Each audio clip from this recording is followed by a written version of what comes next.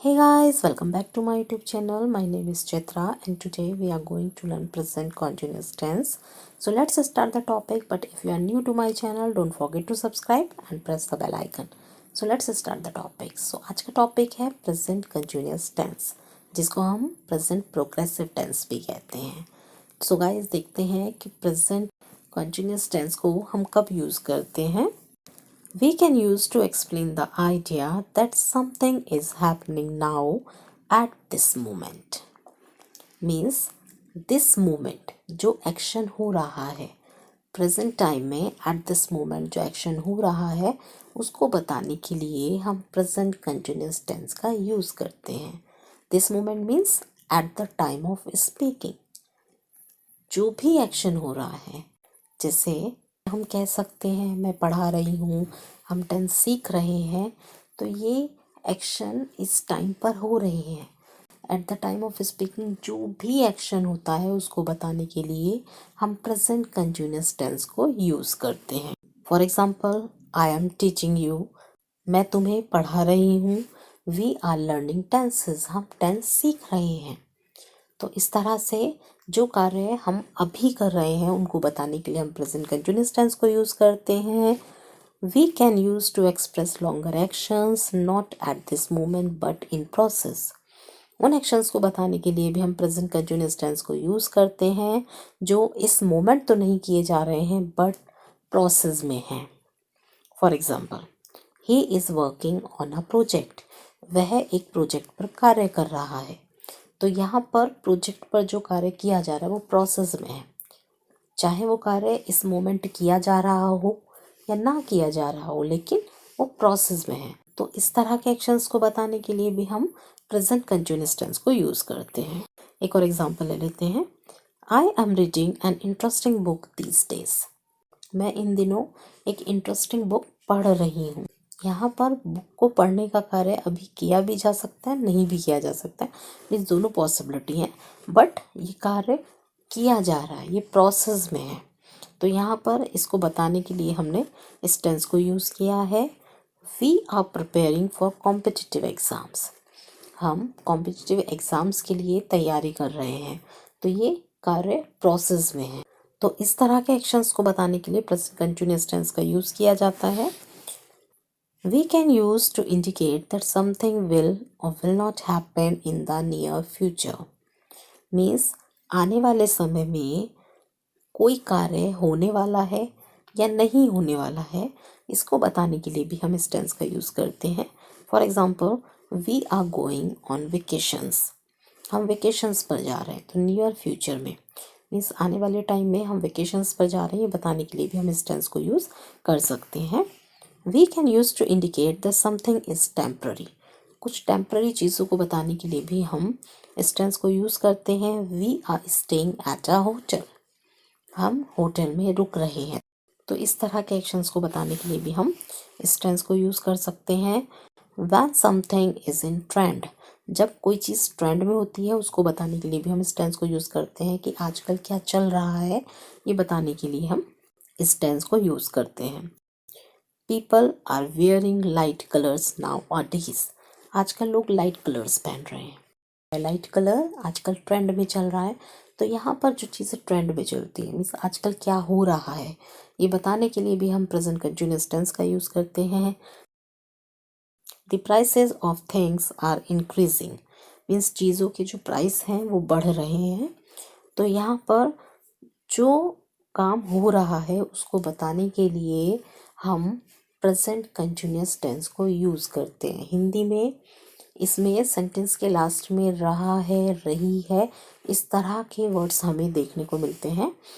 तो ये हमें बताते हैं कि ये काम जो है वो एट दिस मोमेंट हो रहा है या फिर ये ट्रेंड में चल रहा है, या फिर हम कह सकते हैं कि ये कार्य प्रोसेस में है. अब गाइस हम देखते हैं कि प्रेजेंट कंटिन्यूअस टेंस में सेंटेंस की स्ट्रक्चर क्या होती है.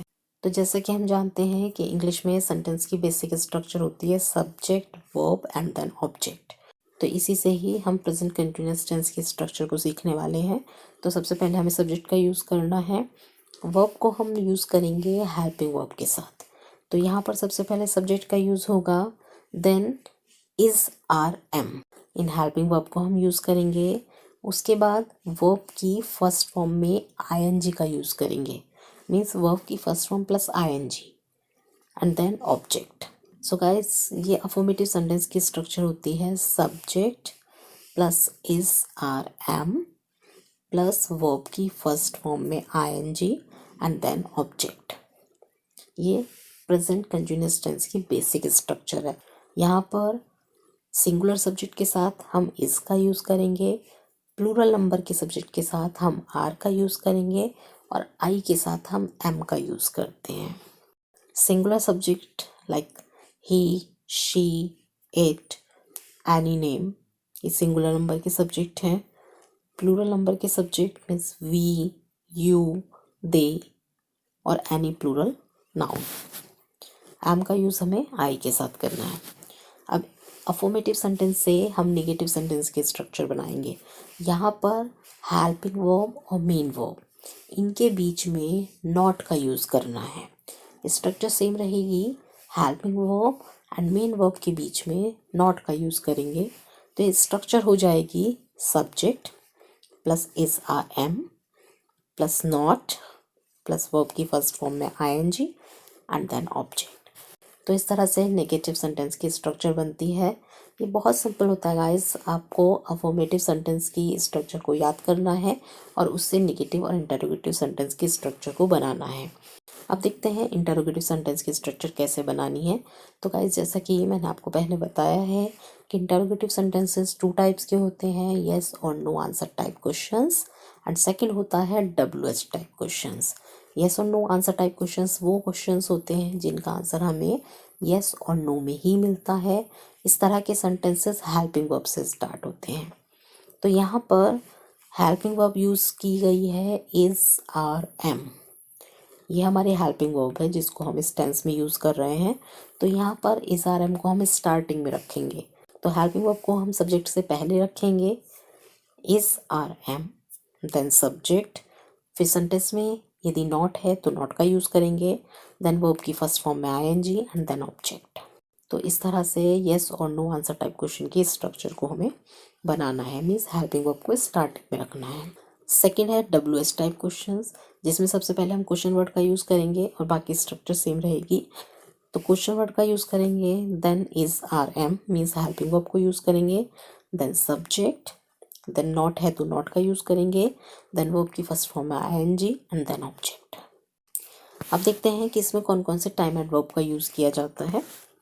Now, right now, at the moment, at present, today, tonight, nowadays, currently. तो इस तरह के एडवर्ब हमें जहाँ भी दिखाई देते हैं वो सेंटेंस को हम प्रेजेंट कंटिन्यूअस टेंस में बनाते हैं, मीन्स इन एडवर्ब को हम इस टेंस में यूज़ करते हैं। एग्जाम्पल से देख लेते हैं। दे आर प्लेइंग फुटबॉल, वे फुटबॉल खेल रहे हैं। यहाँ पर दे सब्जेक्ट है, आर हेल्पिंग वर्ब है, प्ले सेंटेंस की मेन वर्ब है और फुटबॉल यहाँ पर ऑब्जेक्ट है। तो हम यहाँ पर देख रहे हैं कि सबसे पहले सब्जेक्ट का यूज़ किया गया है। सब्जेक्ट प्लूरल नंबर का सब्जेक्ट है और प्लूरल नंबर के सब्जेक्ट के साथ आर का यूज़ किया गया है। देन वर्ब की फर्स्ट फॉर्म में ing को ऐड किया गया है और देन ऑब्जेक्ट का यूज़ किया गया है। तो इस तरह से प्रेजेंट कॉन्टिन्यूअस टेंस का सेंटेंस बनाया गया है। अब इस सेंटेंस को हम निगेटिव में बनाते हैं। They are not playing football, सबसे पहले subject, then helping verb, then not, then main verb में ing एंड देन ऑब्जेक्ट। तो यहाँ पर हम देख रहे हैं कि हेल्पिंग वर्ब और मेन वर्ब के बीच में नॉट का यूज़ किया गया है। इस सेंटेंस को यदि हमें इंटरोगेटिव सेंटेंस में बनाना हो तो हम कैसे बनाएंगे। हेल्पिंग वर्ब को हम स्टार्टिंग में रखेंगे। आर दे प्लेइंग फुटबॉल, क्या वे फुटबॉल खेल रहे हैं। तो यहाँ पर हमें आंसर मिलेगा येस और नो, क्योंकि क्वेश्चन हेल्पिंग वर्ब से स्टार्ट है तो इसका आंसर हमें येस और नो में मिलेगा। इसको हम WH फैमिली का वर्ड यूज़ करके अगर हम ये सेंटेंस बनाएं तो हम इसको ऐसे बना सकते हैं, व्हाट आर दे डूइंग, वे क्या कर रहे हैं। तो हमें आंसर मिलेगा दे आर प्लेइंग फुटबॉल। तो इस तरह से हम ये सेंटेंस बनाते हैं। एक और एग्जांपल लेते हैं। वी आर स्टडिंग, हम पढ़ रहे हैं, हम अध्ययन कर रहे हैं। तो वी यहाँ पर प्लूरल नंबर का सब्जेक्ट है, इसके साथ आर को यूज़ किया गया है। स्टडी यहाँ पर मेन वर्ब है, उसके साथ ing फॉर्म को यूज़ किया गया है। नेक्स्ट एग्जांपल है, he is watching a movie, he यहाँ पर सब्जेक्ट है, उसके साथ इस को यूज़ किया गया है क्योंकि ही सिंगुलर नंबर का सब्जेक्ट है। देन वॉच यहाँ पर वर्ब है, वर्ब की फर्स्ट फॉर्म में आईएनजी का यूज़ किया गया है और यहाँ पर ए मूवी ऑब्जेक्ट है। व्हाट इज़ ही वॉचिंग, वह क्या देख रहा है, मीन्स एट दिस टाइम। यहाँ पर हमें बताना है कि इस समय वह क्या देख रहा है। She is singing a song, वह एक सॉन्ग गा रही है। तो प्रेजेंट टाइम की यहाँ पर बात हो रही है कि इस समय वह क्या कर रही है, एक सॉन्ग गा रही है। एक और एग्जाम्पल लेते हैं, आई एम लिसनिंग म्यूजिक, मैं म्यूजिक सुन रहा हूँ। अभी प्रेजेंट टाइम में क्या हो रहा है ये बताने के लिए हम प्रेजेंट कॉन्टिन्यूअस टेंस को यूज कर रहे हैं। Means is are am helping verb के साथ वर्ब की फर्स्ट फॉर्म में आईएनजी का यूज कर रहे हैं। We are watching cricket on television, हम टेलीविजन पर क्रिकेट देख रहे हैं। She is talking to her friend, वह अपने फ्रेंड से बात कर रही है। तो यहाँ पर आप देख रहे हैं रही है, रहा है, रही है, इस तरह के वर्ड यहाँ पर यूज़ किए गए हैं क्योंकि रहा है, रही है, इस तरह के वर्ड हमें बता रहे हैं कि ये जो एक्शन है ये प्रेजेंट टाइम में हो रहा है, अभी हो रहा है, एट दिस मोमेंट हो रहा है। सो गाइस, ये था प्रेजेंट कंटिन्यूअस टेंस पर आज का वीडियो। आई होप कि आज का वीडियो आपके लिए हेल्पफुल रहा हो। अगर वीडियो अच्छा लगा हो तो उसे लाइक कीजिए, शेयर कीजिए और चैनल को सब्सक्राइब कीजिए। Thank you so much for watching my video. मिलते हैं नेक्स्ट वीडियो में, तब तक के लिए बाय बाय।